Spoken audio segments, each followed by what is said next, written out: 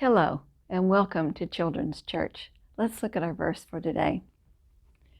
God said, I will never leave you nor forsake you. He won't give up on us. He won't throw us away.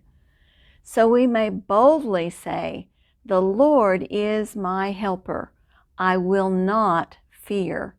What can man do to me? Hebrews 13, 5b and 6. Let's start that again. God said, I will never leave you nor forsake you. Even if you don't remember the rest of the verse, that's very important. God said, I will never leave you nor forsake you. So we may boldly say, the Lord is my helper. I will not fear. What can man do to me? Hebrews 13, 5b and 6. Now, Paul and his friends have been traveling. They're headed toward Jerusalem all over again. And everywhere they've stopped along the way, the Lord has warned Paul that he's going to be tied up and put in prison. And Paul told every single one as he was traveling along that he was ready to be chained up and even to die for Jesus, if that was what needed to happen. And the people tried to change his mind, but he couldn't. They couldn't. He was just said he was going to go. So when they got all the way back down here to Jerusalem, he met with James, who was the brother of Jesus, and he was kind of the head of the church in Jerusalem, and he met with the other elders from that church. And he told them every single detail of all the things that had happened through this whole trip that he had been on. And they were all rejoicing and praising God for what he had done in that entire region. And God had just done miracle after miracle, and they were all thrilled with all that. And again, Paul was warned that there were Jews in Jerusalem who were telling lies about him, and that he needed to go through a purification process with some of the people that were with him. And the Jews had a religious ceremony that took 7 days to be spiritually purified. And the next day, Paul did just as the elders suggested, and they started that purification process. And when it was almost over, Paul and several of his friends went to the temple there in Jerusalem. And there were Jews from Asia, remember that's this area over here, that were there. And when they saw Paul, they started this whole big stink all over again. And they were shouting all kinds of lies about him and stirring up the people. And they dragged Paul out of the temple, and they were beating on him, trying to beat him to death. They were trying to kill him right there.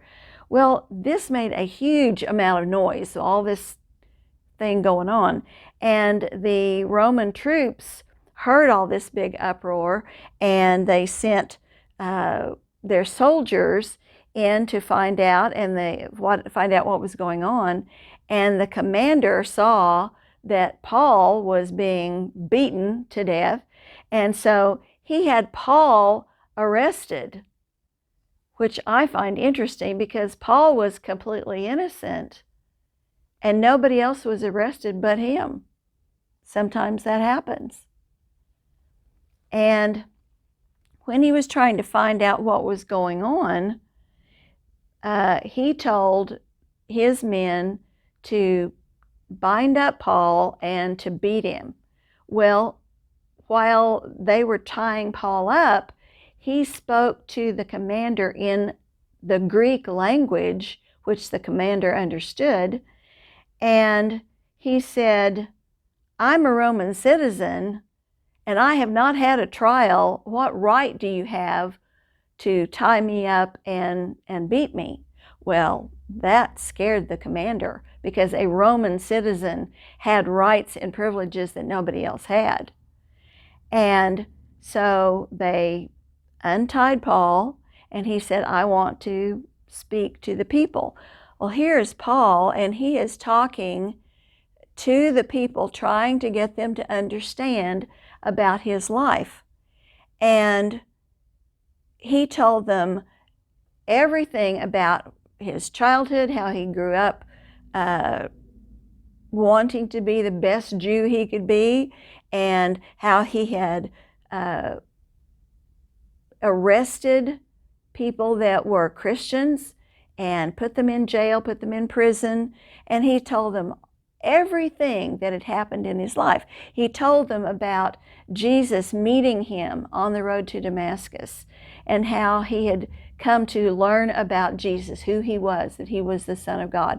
And he continued to explain that he had been going over this entire region, winning people to the Lord, and the people listened to him until he said that the Lord had sent him to the Gentiles. Well, all this big hubbub broke out all over again, because the Jews were very jealous of their religion, and they did not want to share it with anybody. They wanted to be kept as pure Jews, and their laws and everything obeyed. And when Paul said that that God wanted the Jews to allow the Gentiles to come in, they were absolutely furious. And even though the soldiers were there, they started beating on Paul, trying to kill him again. So the Roman soldiers actually had to carry Paul out and get him out away from the soldiers. And they took him to the jail, but because he was a Roman citizen, they were trying to figure out what was going on. They didn't understand all of this. They knew it was a religious thing, but they weren't Jews. They didn't really understand what was happening. And so all the officers called the Sanhedrin in to figure out what was going on, kind of like a court. The Sanhedrin were the Jews that were in charge of all their religion. They were like the Supreme Court of their religion. And they were brought in to a council meeting, and Paul started talking to them and explaining all of this all over again. And he said that he was on trial because he believed in the resurrection of the dead. Well, part of the Sanhedrin were the Pharisees, and part were the Sadducees. The Sadducees did not believe there was life after death. When you died, you died. That was the end of it. They didn't believe in life after death or resurrection. They did not believe in angels. They did not believe in spirits, not in any of it. That's why they were sad, you see. But the Pharisees believed in all of that. And so these two groups started fighting with each other. And they were having such a to-do that basically they were thrown out of the council meeting.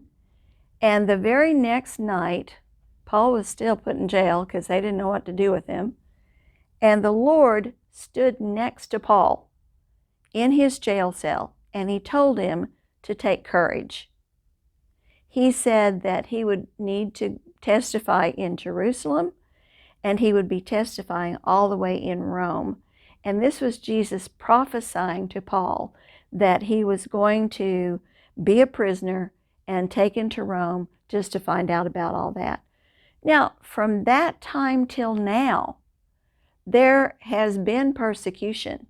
There have been all kinds of things that have gone on because the devil wants to wipe out everybody who believes in Jesus. We know that he comes to kill, steal, and destroy. And so even down in our modern age, there are countries right now where people who claim to be Christians, who are followers of Jesus, men and women and boys and girls are being killed because of their faith. Satan is trying to wipe us out, but God promises He's never going to leave us. He's never going to forsake us. He's never going to let us go. He's going to be with us, and He will help us no matter what. Let's look at our verse again. God said, I will never leave you nor forsake you.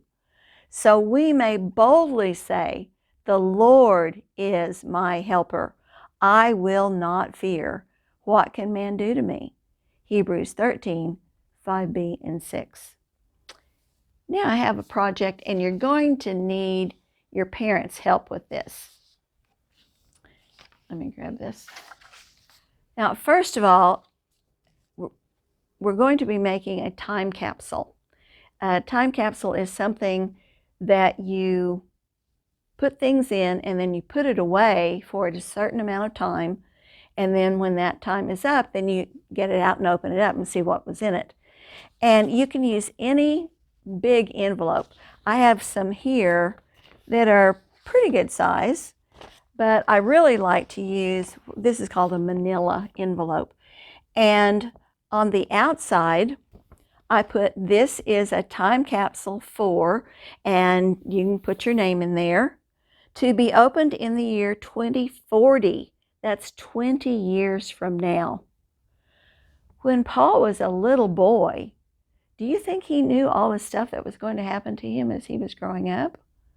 Probably not. It was all a big surprise later on. But you're going to put things in. It says, please see what's inside.